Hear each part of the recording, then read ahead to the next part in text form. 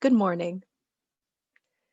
Even for Los Angeles, whose architectural eclecticism was bitingly memorialized in the opening pages of Nathaniel West's 1939 novella, Day of the Locust, the intersection of Adams and Figueroa just south of downtown offers a study in extremes.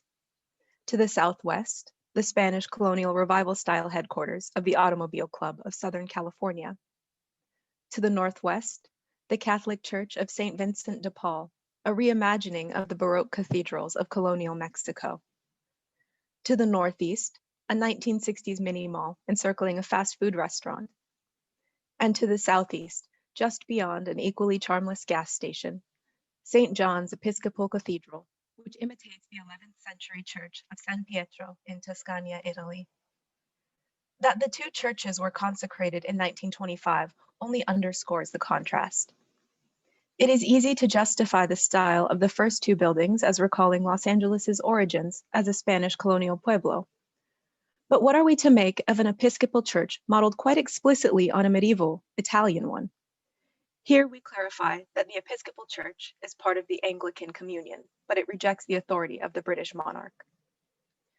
Responding to this question takes us into several interlocking discourses concerning medievalism, the sociocultural and architectural history of early 20th century Los Angeles, and the place of Italy in the American historical imagination. In our talk today, we will present St. John's as a site where these discourses take concrete form, quite literally. We will conclude by reflecting briefly on St. John's relation to other such sites in Los Angeles and what this reveals about the contextual nuances of medievalism and the unstable nature of architectural signification. The Congregation of St. John's was established in 1890 as part of the Episcopal Church's expansion to serve the rapidly growing city of Los Angeles. Consecrated in 1894, the first St. John's was a wood-shingled Gothic structure that clearly expressed the Victorian taste of the predominantly non-Hispanic white Protestant Americans who were then migrating to the relatively new state. By the end of World War I, St. John's had more than 2,000 members, many of them drawn from LA's professional and mercantile elite who built stately homes in the area. Buoyed by the economic boom of the early interwar period, Rector George Davidson and the church's governing body took it as their mission to build a much larger and more elaborate house of worship on the same site, a structure befitting its wealthy parishioners and exclusive location. In this, they were not alone. 1920s Los Angeles saw a massive transformation of its ecclesiastical landscape as earlier timber churches were replaced with much larger structures, typically framed in steel and concrete and faced in some combination of stone, brick, tile, and stucco. In keeping with the era's tastes, these new churches were almost without exception historicizing in style. There is an American saying, "The third time is the charm," and this was seemingly the case for the selection of an architect and plan for the new St. John's. In 1919, Rector Davidson commissioned a first design from the local firm of Montgomery and Montgomery.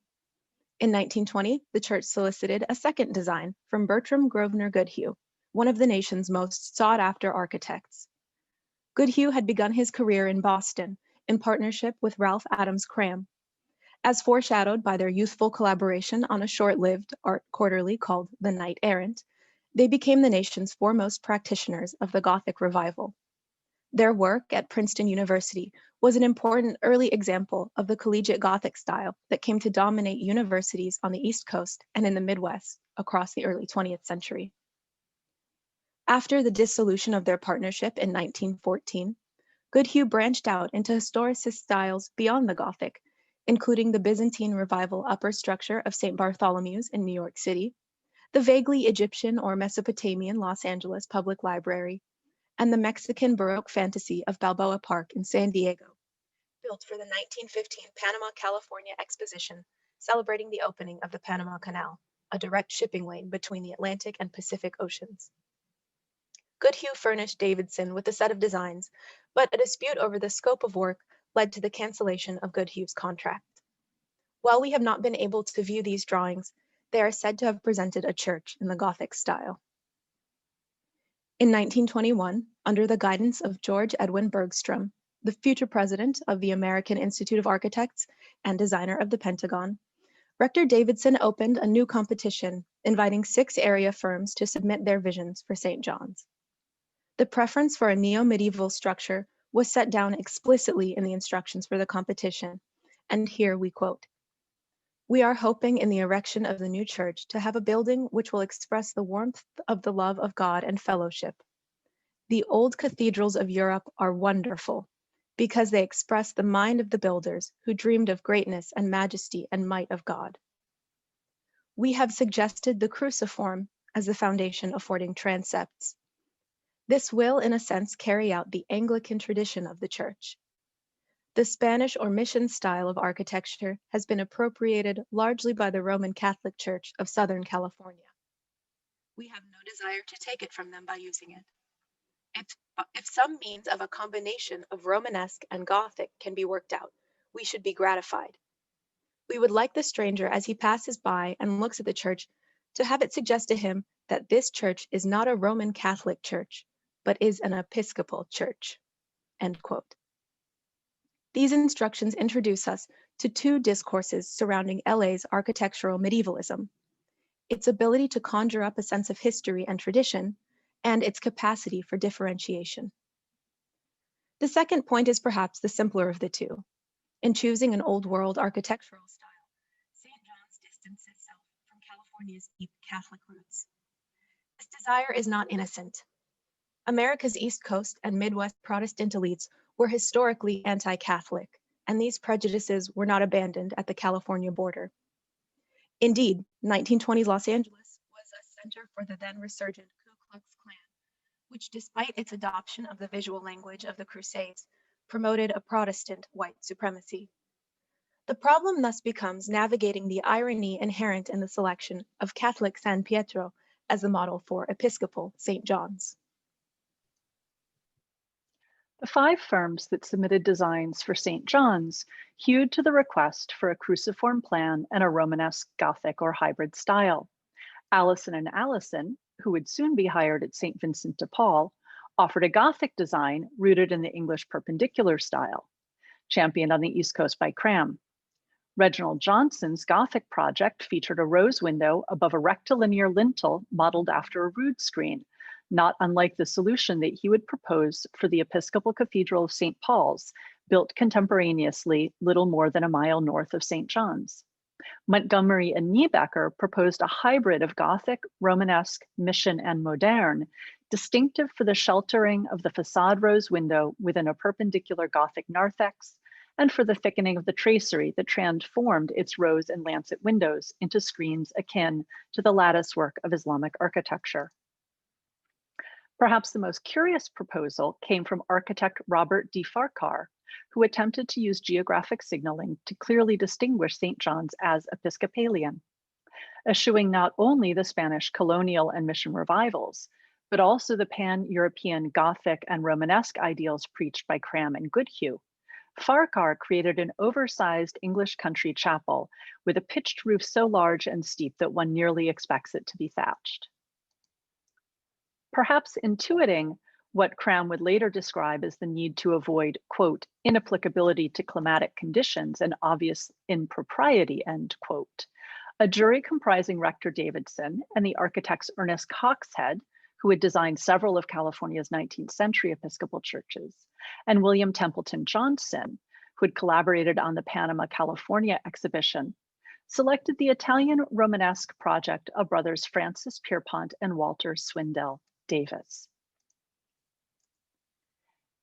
Davis and Davis envisioned a complex that embraced the entire street front along Adams Boulevard from Figueroa to Flower, establishing a graceful courtyard that would frame St. John's distinctive facade, much in the manner in which the facade of San Pietro is today framed between a medieval tower and the remnants of an episcopal palace. As the other structures were never built, these framing areas today are occupied by a parking lot and a gas station. If, in general, St. John's medievalism communicates a sense of spiritual difference between Catholicism and Episcopalianism, and spiritual continuity between Episcopalianism's European origins and West Coast practice, The choice of Davis and Davis's project points to a third issue: the endeavor to domesticate California for white settlers by constituting it as an alter Italia, another Italy. Similarities in climate and landscape between the two had encouraged the adoption of citrus ranching and viticulture, while most Americans saw Italy as the font of Western artistic culture, prejudices notwithstanding. Books like Our Italy, written in 1891 by journalist Charles Dudley Warner, promoted Southern California as the Mediterranean perfected.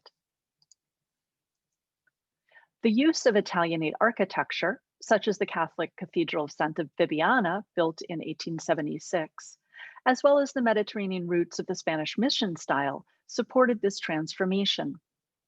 The idea of California as a new Italy had so seeped into the fiber of emergent Los Angeles that the Los Angeles Times' notice of the 1923 breaking of ground at St. John's stated that while such a design was, quote, unique in the annals of the Episcopal Church, it was eminently fitting in view of the fact that the entire tradition of this country, that is California, is Mediterranean in spirit, end quote. Following precedents set by the World's Fairs and international expositions of the late 19th and early 20th centuries, those constructing white Los Angeles consciously sought not merely to evoke, but to replicate and, in a certain sense, to collect acclaimed artworks and monuments. One of us has spoken elsewhere about Forest Lawn Memorial Park, a cemetery that across the 1920s was populated by replicas of works by Michelangelo, Leonardo, and Raphael, not to mention the discarded neo-medieval ciborium and altar from Santa Sabina in Rome. While the Church of Santa Sabina itself and its downhill neighbor, Santa Maria in Cosmedin, are brought together in the Catholic Church of St. Andrew's in nearby Pasadena, dedicated only 2 years after St. John's. We propose that St. John's, with its facade and simple nave replicating San Pietro, and its wood ceiling that imitates that of San Miniato al Monte in Florence, I apologize, you can't really see it except a tiny bit here, functions in the same vein. It legitimates Los Angeles culturally by creating a streetscape that harkens back to the old world, and by crediting the community of St. John's, and by extension the city as a whole, with sophistication and erudition. It also masks over anti-Catholic and anti-Italian sentiments by appropriating Italian Catholic architecture for a Protestant congregation, much as Spanish and Mission Revival style buildings like St. Vincent de Paul mask over the continuing erasure and subjugation of Los Angeles's Hispanic population. For St. John's signaling to work properly, it needed authentication. This authentication came in two principal ways. The first is the unconfirmed assertion that Francis Pierpont Davis traveled to Italy to view San Pietro and presumably also San Miniato during the design or construction process. The second is the hiring of 14 real Italian artisans to carve the tufa stonework of the facade and interior under the leadership of Sicilian emigre Salvatore Cartaino Scarpita, whose artistic training in Palermo and Rome was widely touted. Similar discourses of authenticity were in play at Forest Lawn, where the execution of the stained glass Last Supper by Rosa Caselli Moretti of Perugia and the inclusion of replicas and modern works by Italian sculptors were central to the cemetery's cultural presentation. There is much more that we could say about St. John's and its relation to its models. For instance, how the proportions of the building were altered to align with classical principles, how the iconography of St. John's facade deviates from that of San Pietro, largely by stripping it of most potentially pagan signification, and how it signals its patronage in image and inscription. For now, though, we conclude with two final thoughts. The first is that we have already met several instances in which Italianate architectural medievalism is deployed for significatory purposes, purposes which go beyond Umberto Eco's accusation that California attempts to compensate for a, quote, present without thickness. And Los Angeles presents many more. A few are on the screen. While these buildings do engage with overlapping concerns, no two monuments line exactly. The nuances of medievalism and of architectural signification in general are infinite. The other is a particularly Los Angeles thought, and that is the fittingness of St. John's location between a parking lot and a gas station, and across the street from the 1923 headquarters of the Automobile Club of Southern California, the building's mission revival style belying its truly novel purposes. For it was through two technological advances of the modern era, the camera and the motor car, that medieval monuments such as San Pietro came to be known in America, and architectural replication like that seen at St. John's became feasible. Now augmented by new technologies of visualization and access, like the satellite imagery with which we began our talk, they remain fundamental to our knowledge of authentic medieval and neo-medieval architecture today. Obrigados. Obrigados.